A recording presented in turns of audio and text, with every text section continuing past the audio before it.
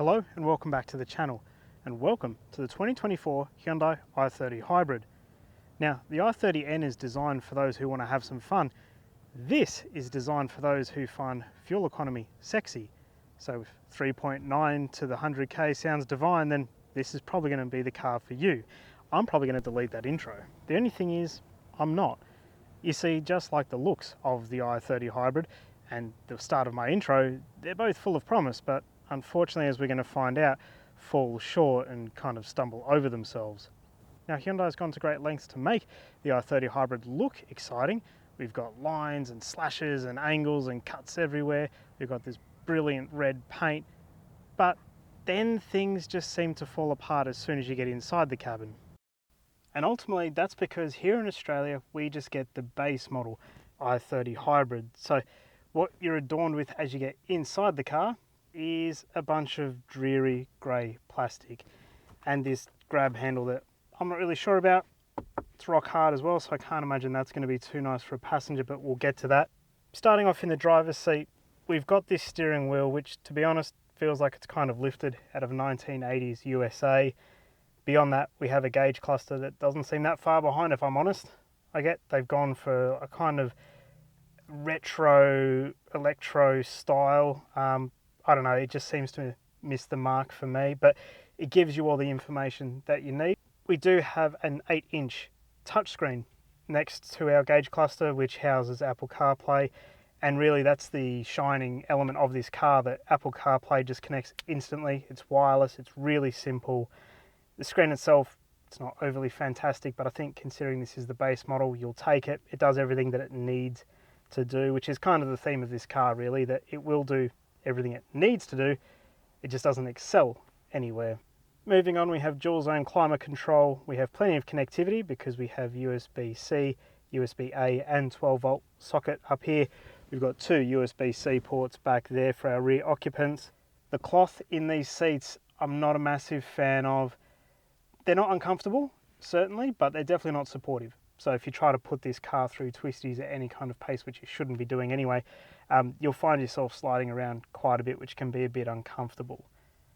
Aside from that though, visibility is great. I can see all around me really well, even though we've got the slanting roof line and the aperture for the rear window is quite an odd shape. I still feel confident knowing what's behind me. So yeah, it's really easy to pilot this car around. Whilst we don't have blind spot monitoring, we do have a reverse camera, which is quite clear. And we have a great turning circle as well. So it means that maneuvering this car around town and in tight parking spots is a breeze. Now, as far as passenger comfort goes, I mentioned this grab handle just before. If I sit here in a normal position, my leg is hard up against that. And I can't really imagine that's going to feel overly good for a long drive.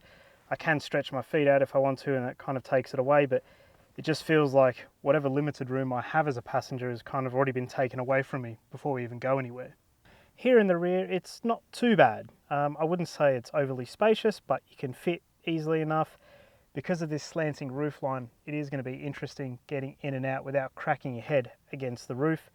We do have two sets of ISOFIX points back here, so you could put a young family in here, although again, because of this slanting roof line and the fact there isn't a ton of room available, I don't think it's going to be the easiest or smoothest operation.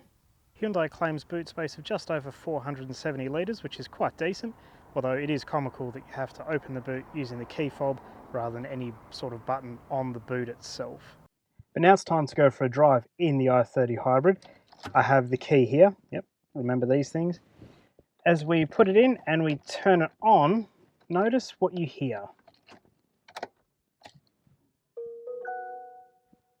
Nothing. I've got a message on the dash to tell me that we're ready to go, so put it down into drive, parking brake off, and I can hear the electronic motor whirring to life. And if I roll off the brake, away we go, in silence. It's quite nifty. Now, one of the cool things about the i30 Hybrid is the fact that the engine just kicks in and out seamlessly. You never notice it, it's never jerky, it doesn't spike power, anything like that. If I just put my foot down a little bit, the motor's kicked in. Didn't even notice it, didn't hear it, it just did what it needed to do. And really, as I've said, that's kind of this car in a nutshell. It will do what it needs to do. It's not going to amaze you, but it will get the job done. If you are someone who is obsessed with fuel economy numbers, I think this car really would be a good option for you. The fact that Hyundai say we can get 3.9 litres per 100 is amazing.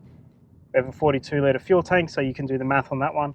You're really not going to get to know your servo attendant by its first name. So out on the open road, the i30 Hybrid, it's pleasant. The suspension soaks up just about all of the lumps and bumps in normal roads. You do get binged and bonged for just about everything. So as an example now, it thinks I'm in a school zone, so it thinks I'm speeding, which I'm not.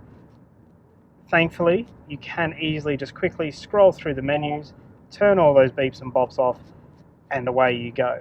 But ultimately, just driving along here, again, it's very capable. It will just waft along at normal speeds, no problem. It doesn't enjoy being hurried. So if you think that you're going to attack a set of twisties, or perhaps you just want to let off some steam, yeah, I can't recommend that in this car. It does tend to fall over as soon as you enter a corner with any kind of gusto. But if you're just driving along, sipping fuel as this intended, it's quite good. We just beat an Evo 7. You saw it here first. We do have a 6-speed DCT gearbox, which is a little bit of a surprise to me. I kind of would have expected this to have a CVT, but I'm not upset about it. It's very smooth, it works quite nicely. There's no jolting or juddering as you're moving along at low speeds. It just seems to know what gear you need to be in at the time. And as you pull away from a set of lights or say some traffic and the road opens up in front of you, especially to say 70 or 80 kilometers an hour, it's quite swift. It's not fast, but it's certainly not slow. You don't feel like you're just blocking the road. It's hard to sort of find things to talk about with this car out on the road because, as I've said, and I'm probably coming across a bit negatively, it just does the thing it needs to do. It's not really worth talking about. I think if you're someone who needs a new car but you're really focused on fuel economy figures, then this is a very good option. If you're someone who wants something that's a little bit more fun, probably not. So what do you think of the Hyundai i30 Hybrid? Is it the kind of car you could see yourself going for? Do you feel that perhaps there's just better options out there in the hybrid market? Let me know down in the comments below. As always, thank you so much for watching. If you've enjoyed this video, please give it a thumbs up. Head over to exhaustnotes.com.au to see my full written review, and hopefully I'll see you in the next one. Dave, you know how I can tell that you're getting middle-aged? One, you're excited by the fact that the i30 Hybrid gets 3.9 litres per 100k. Two, you managed to tweak your neck last night moving your pillow in your sleep. And three, you're having a full-blown conversation with yourself with no one else in the car. I wonder if I need more fibre in my diet.